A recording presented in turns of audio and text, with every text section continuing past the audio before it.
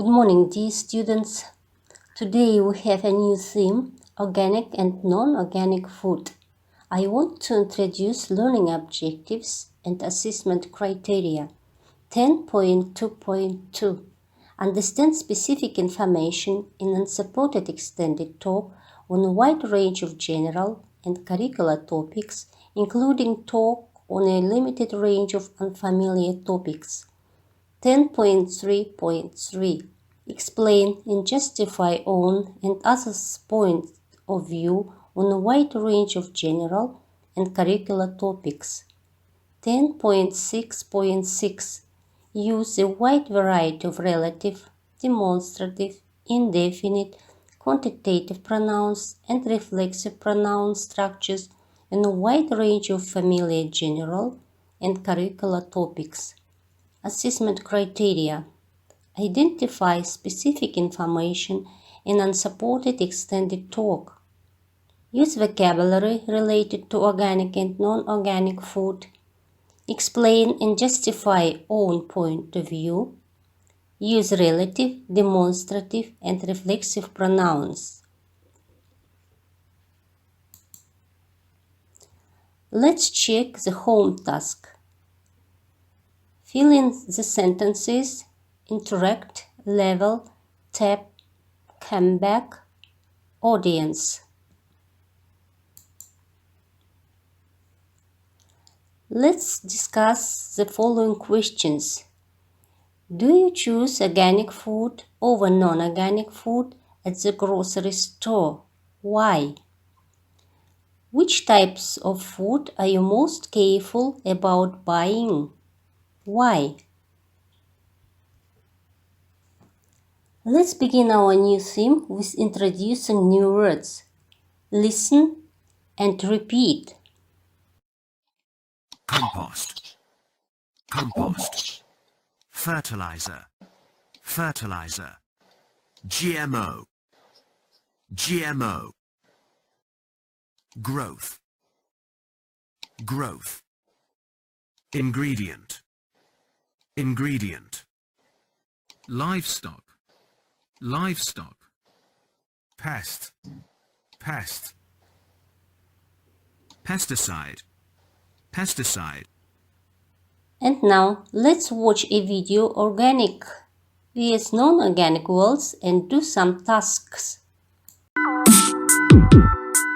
Organic versus non-organic world. Do you pay attention to where your food comes from? Do you ever buy food from the organic section at the supermarket? Today, we're going to take a look at some of the differences between organic and non-organic food production. In organic food production, biological pesticides, such as ladybirds and beetles, can help reduce pests in crops. In contrast, non-organic farmers spray chemical pesticides to protect their crops from pests. Biological pesticides are free from harmful chemicals, so you might consider paying a little bit more to know that the food you're eating is safe. Compost is used as fertilizer on organic farms to help crops grow. However, on a non-organic farm, farmers use synthetic fertilizers to increase the growth of plants. On livestock farms, there are major differences too. An organic farmer will use animal feed that is GMO-free and only has organic ingredients. But on a non-organic farm, animals might eat food that contains synthetic substances. Livestock are sometimes given antibiotics to prevent and treat illness, and hormones to make them grow faster on non-organic farms too. The organic farmer has to work hard to make sure livestock have good living conditions in order to prevent disease. Now that you know a little more about the differences between organic and non-organic food production, are you more likely to pay attention to where your food comes from?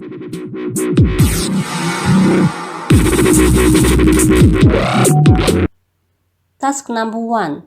You should match the two columns.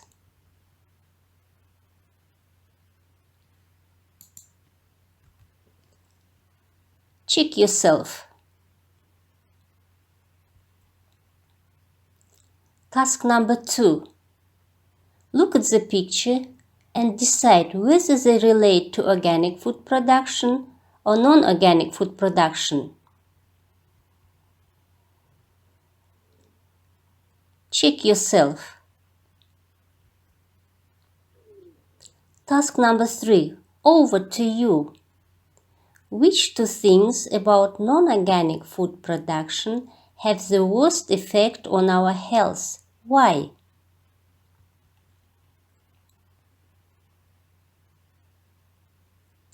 Listen to my answer. I think chemical pesticides and antibiotics and hormones have the worst effect on our health because these things can have a very negative effect on the human body and can cause diseases such as cancer. Task number 4. Write your opinion. Positive and negative aspects of organic and non-organic food for humans.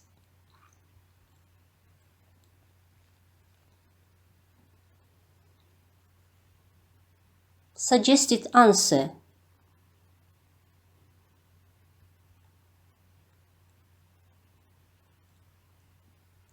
And today we will speak about relative pronouns, demonstrative pronouns and reflexive pronouns. Относительные местоимения, relative pronouns. К относительным местоимениям относятся следующие местоимения: who, whom, который, которые по отношению к людям, which, который, которые по отношению к неодушевленным предметам и животным, that, который, которые по отношению к одушевленным и неодушевленным предметам, whose, которого, которых, чей по отношению к одушевленным предметам, но иногда относятся к неодушевленным предметам, заменяя оборот of which. Task number 5. You should fill in the blanks using who, which, where, whose. Check yourself. Указательные местоимения. Demonstrative pronouns. Как говорит само название, функция этих местоимений – указывать. Один близкий во времени или пространстве предмет – this. This phone is on the table. Этот телефон лежит на столе. Несколько близких во времени или пространстве предмета – these. These phones are on the table. Эти телефоны лежат на столе. Один далекий во времени или пространстве предмет – that. That phone was on the table. Тот телефон лежал на столе. Несколько далеких во времени или пространстве предметов – those. Those phones were on the table. Те телефоны лежали на столе. Task number 6. You should choose the right word.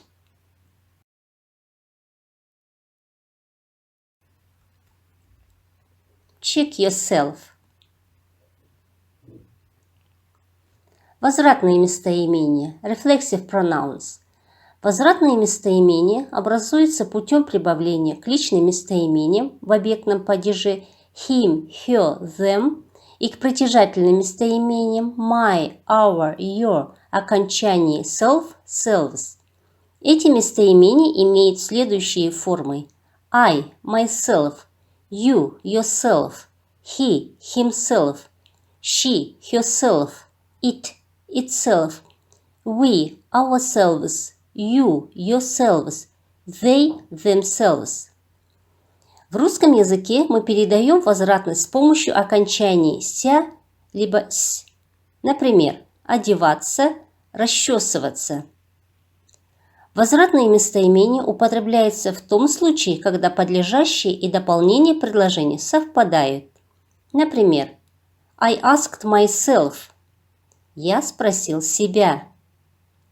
They saw this picture themselves. Они сами видели эту картину. The father decided to repair the computer himself. Отец решил сам починить компьютер. Task number 7. You should complete the sentences with reflexive pronouns. Check yourself.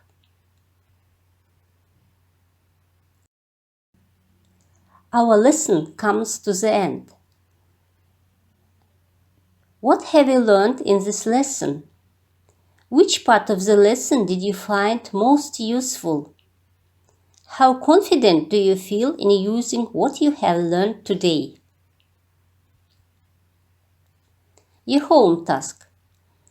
You will do some internet research to find out more information about GM food.